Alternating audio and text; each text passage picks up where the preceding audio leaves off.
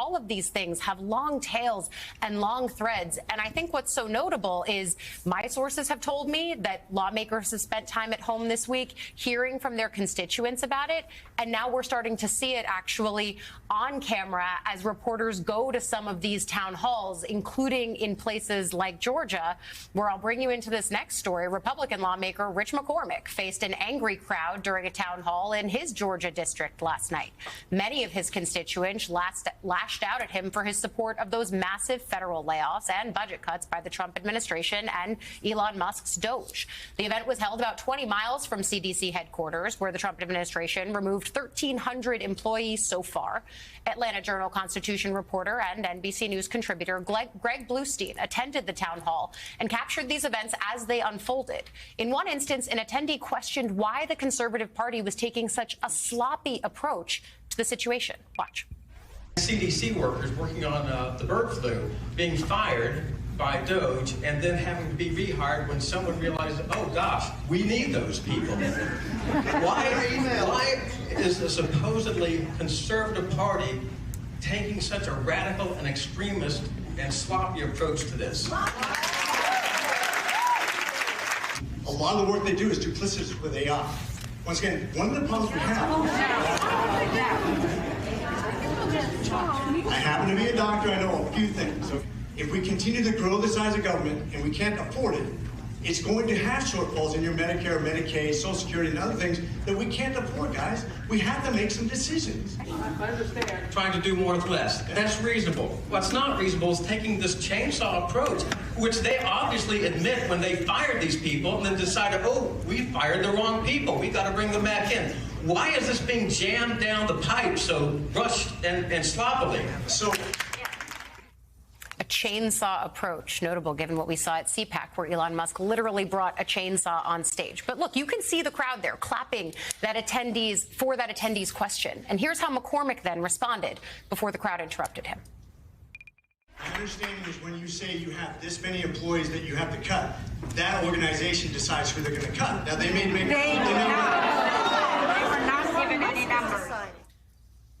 Did you catch that last part? A resident said it was actually Elon Musk that's making the decisions when it comes to job cuts. One attendee told the lawmaker he'd done a disservice and failed to stand up for his constituents. Well, no, McCormick handily won re-election last year. He won by 64.9% of the vote in this district, in a state that President Trump flipped after narrowly losing it to Joe Biden in 2020. So, Joe, it's not like he's in some blue sea. He's in his home district that handily re-elected him. Yeah, and I will say, I remember back when we actually shut down the government to try to negotiate, to balance the budget. That's what our town hall meetings started looking like quickly in the most conservative districts across America. And Gene, I just have to correct the congressman here, because I'm afraid it's a line that they've been given, maybe by the Republican Party, to say that's just not accurate, where he's talking about we have to cut NIH research. We have to cut air safety. We have to cut food safety. We have to cut, nuclear safety. We have to do all of these other things, or else, oh my gosh, you're not going to get your Medicare and Social Security checks. Well, the fact is, none of this money is going to touch on that. As I've said time and again, we're $36 trillion in debt. That $36 trillion is driven by Pentagon spending, by massive tax cuts. It's driven by Medicare. It's driven by Medicaid. It's driven by interest on the debt. Our interest on the debt is larger than any of these things that they're talking about cutting right now. And what are they doing at the same time he says we have to make choices? They are about to pass the biggest tax cuts ever for billionaires and for millionaires. That's the choice they've made. This is not about protecting Medicare or Medicaid or Social Security. This is about protecting tax cuts for billionaires. And that's not ideological. Just look at what the CBO is saying. Just look at what the budget office is saying, Gene. So they're there, and he's saying, "Oh, I'm trying to protect your Medicare. That's why we're slashing medical research. We're trying to protect your Social Security. That's why we're slashing air safety. We're trying to protect, you know, the food that you eat and the air that you breathe and the water that you drink, because we're trying to protect your Medicare and Medicaid and Social Security." No, that's not what they're trying to do. They're trying to clear all of this good work, this work that Americans need, middle-class Americans like the people at that town hall meeting need, for tax cuts for the richest Americans. That's exactly what they're clearing the decks for, and this is essentially, in the context of the federal government, this is a show.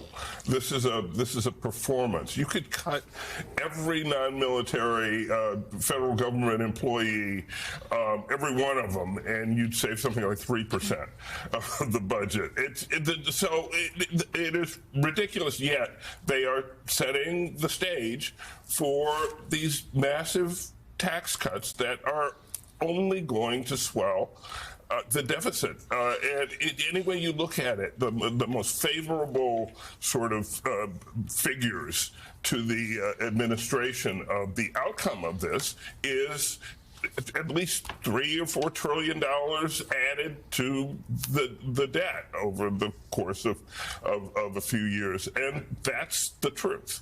So let's right now bring in the aforementioned Greg Bluestein, who was there last night in Georgia, shot the video we just saw. Greg, good to see you. Thanks for joining us this morning.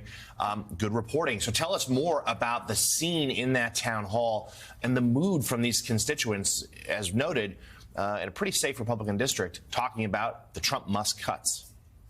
Yeah, this is a safe Republican district, and Rich McCormick won with about 2/3 of the vote just last year. But there's been a lot of talk about how there hasn't been the same amount of Democratic outrage that there was, at this point in Donald Trump's first term. This is the first moment where I kind of really felt it on the ground here in Georgia. This was a sense of bubbling outrage that really reminded me some of the Tea Party backlash we saw, 15 years ago or so at town hall meetings targeting Democrats and more moderate, more mainstream Republicans.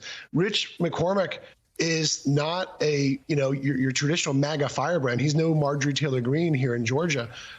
He does sit next door to her district in a sense, but he is a Trump supporter. He ended up endorsing Ron DeSantis last year, but wound up in Trump's camp. And like every other major prominent Republican in Georgia, is very aligned with Donald Trump's platform and agenda. So here you saw him struggling at times throughout this hour-long meeting, where he was jeered, where he was booed. There was some mild applause here and there, but for the most part, this was a bubbling outrage directed at him, holding him accountable for Donald Trump's first steps.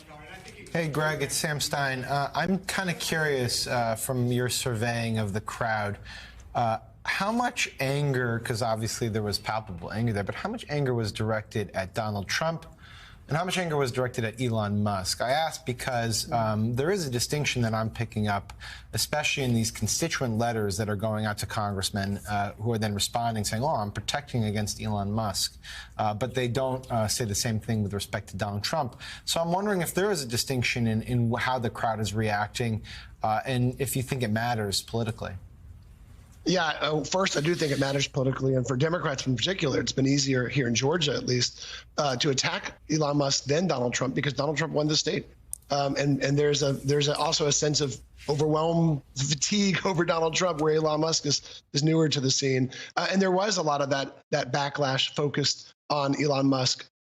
When the DOGE questions came up, that was where there was some of the loudest uproar, especially over Rich McCormick's answers, where he was saying, "Well, it's up to the agencies to decide who to cut," instead of Elon Musk, and where we know there's a lot of there's a lack of transparency there. There's a lot of clouds over how far the extent of these cuts have gone, and particularly when it comes to Georgia, right? In some sense, a lot of these cuts have been more ephemeral. They have not really touched our home state. But last week, when the CDC ended up cutting about 1,000 or so employees in the heart of Atlanta, that was something that A, Democrats rallied around, but B, also we're seeing general voters Some of the folks who were in that room, were not engaged in the election last year, and they're now getting up to speed. I mean, again, we're talking. Show that picture of Elon Musk again, if you will. I mean, he might as well just send that to Democrats for the 2026 campaign, where he's holding up a chainsaw and very proud that working Americans are actually having their medical research cut. Working Americans are actually having CDC cut, with a possibility of a major epidemic sweeping across the country, where TSA is getting cut, so lines to visit their family members longer, possibly less safe getting on airplanes, air safety also being cut. Again, I know of what I speak, Elizabeth, because, in 94 when I campaigned with a lot of people, and they were always talking. I was always talking about, we got to balance the budget. We got to pay down the debt. Yes, go, Joe, go. We got to do this. We got to do that. The second we started to do that, the people that were out on the front lines were going, wait, what are you doing?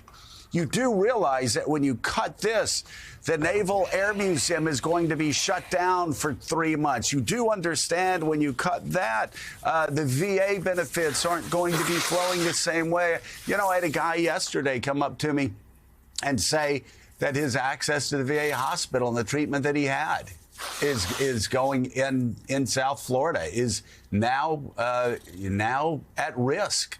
And he's getting letters. This is the sort of thing that, again, you can talk generally about balancing the budget. You can talk generally about reducing the workforce. And again, we're talking about from what amounts to about 9-10% of the budget.